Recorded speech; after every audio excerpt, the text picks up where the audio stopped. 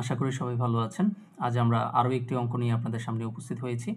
আমরা আজকেও ট্রায়াল ব্যালেন্সের একটি অঙ্ক নিয়ে আলোচনা করব। আমরা ইতিমধ্যেই ট্রায়াল ব্যালেন্সের 3টি ক্লাস করে ফেলেছি। আজকে আমাদের ট্রায়াল ব্যালেন্সের 4র্থ ক্লাস হচ্ছে।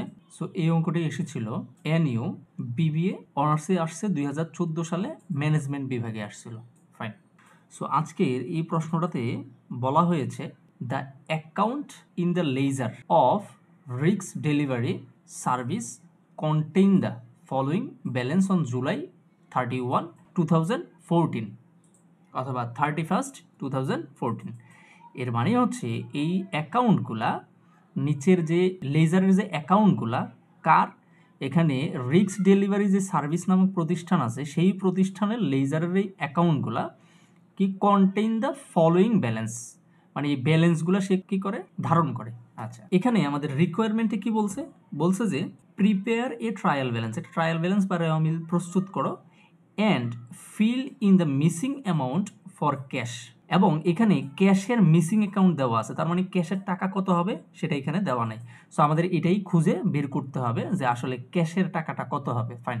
সো আজকে আমরা এই অঙ্কটা ট্রায়াল ব্যালেন্স করব এবং ক্যাশের যে মিসিং অ্যাকাউন্ট আছে, অর্থাৎ ক্যাশের যে এখানে টাকা দেওয়া নাই সেই টাকাটা কত হবে সেটা আমরা বের করব।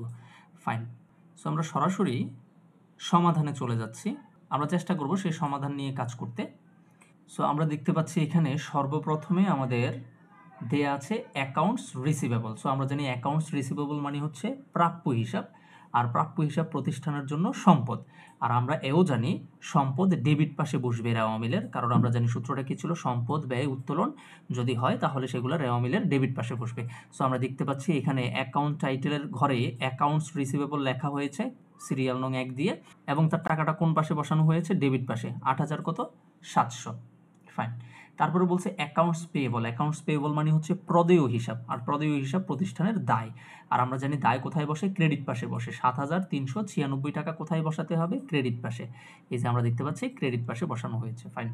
এবার ক্যাশ, ক্যাশে যেহেতু এখানে টাকা দেয়া নাই, আমরা জাস্ট ক্যাশের নামটা লিখে এখানে একটা ফাঁকা জায়গা রেখে দেবো, আমরা লিখবো না, কারণ আমরা জানি না এখানে কত টাকা বসবে।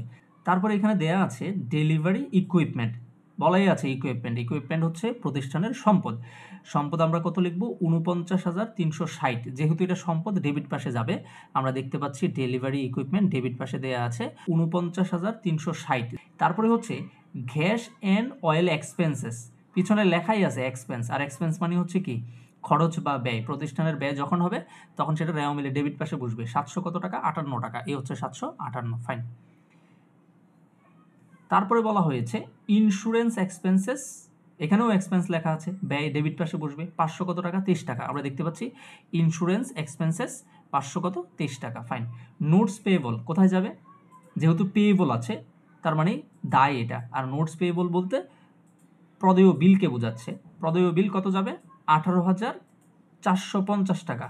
আর প্রদেয় বিল যেহেতু দায়, দায় ক্রেডিট পাশে যাবে। নোটস পেয়েবল আমরা দেখতে পাচ্ছি ক্রেডিট পাশে 18,450 টাকা। ফাইন। তারপরে বলছে প্রিপেড ইন্স্যুরেন্স। প্রিপেড মানে হচ্ছে অগ্রিম বিমা, আর অগ্রিম বিমা মানে হচ্ছে অগ্রিম খরচ। অগ্রিম খরচ প্রতিষ্ঠানের সম্পদ 2,000 টাকা, তার মানে ডেবিটে যাবে। সো প্রিপেড ইন্স্যুরেন্স কোন পাশে গেল, ডেবিট পাশে 2,000 টাকা। ফাইন।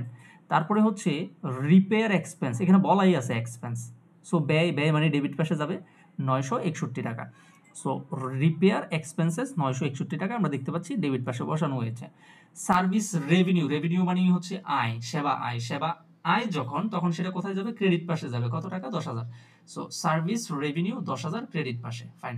এরপরে ড্রয়িংস দেখতে পাচ্ছি আমরা সূত্রে যখন পড়েছি সম্পদ ব্যয় উত্তোলন, ড্রয়িংস মানে হচ্ছে উত্তোলন, এই তিনটা কোথায় যাবে, ডেবিট পাশে। সো ড্রয়িংসটাও ডেবিট পাশে যাবে কত, 700 টাকা।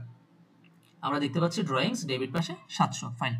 তারপরে হচ্ছে ক্যাপিটাল, আমরা জানি আয় দায় মূলধন, এই ক্যাপিটাল মানে হচ্ছে কি, মূলধন। এই তিনটা কোথায় যায়, ক্রেডিট পাশে যায়। সো ক্যাপিটাল কোন পাশে যাবে, ক্রেডিট পাশে যাবে।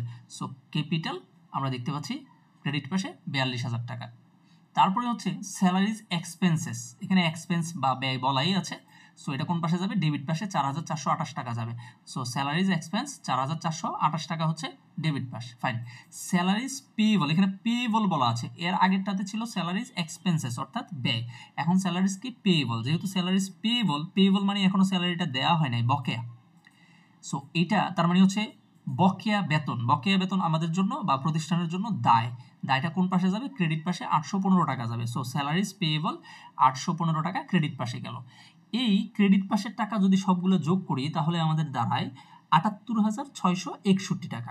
সো রেওয়া মিলের নিয়ম অনুযায়ী ক্রেডিট পাশে যা হবে ডেবিট পাশেও কি তার ঠিক তাই হবে, কিন্তু আজকে এই ডেবিট পাশে তা হওয়ার সুযোগ নাই। তার কারণ হচ্ছে আমাদের এখানে যে ক্যাশ ব্যালেন্স ছিল সেই ক্যাশ ব্যালেন্সটা কিন্তু প্রশ্নে দেয়া ছিল না, এবং আমরা এখানে কি করি নাই? বসাতে পারি নাই। যেহেতু বসাতে পারি নাই সেহেতু আমরা এগুলো যোগ করলেও আমাদের কত বের হবে না? 78,661 টাকা বের হবে না।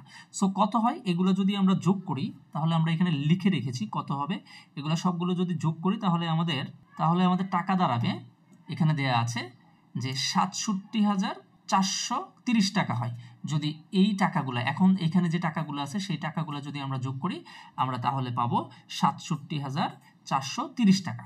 সো তাহলে আমাদের তো মিলছে না, এই পাশে হচ্ছে বেশি এই পাশে হচ্ছে কম, এই টাকাটা এখানে হওয়ার কথা। ফাইন, তাইলে যেহেতু আমাদেরকে মিলাতে হবে এখানেও কত হইতে হবে? 78,661, কিন্তু আমাদের যোগফল বেরোচ্ছে 67,430। তাহলে এই 67,430-এর সাথে আর কত টাকা যোগ করলে 78,661 হবে? অথবা আরো সহজভাবে যদি বলি, এখানে ক্যাশের টাকা আমার দেয়া নাই, তাহলে ক্যাশের এইখানে কত টাকা বসালে আমাদের এইখানেও কত হবে? 78,661 হবে। বিষয়টা হচ্ছে এটা। সো যেহেতু আমাদের টাকা 67,430 আছে আর আমাদের করতে হবে 78,661 টাকা, তাহলে আমরা দেখব যে এই দুইটার মধ্যে পার্থক্য কতটুকু। সো আমরা দুইটার মধ্যে পার্থক্য দেখতে পাচ্ছি 11,231 টাকা।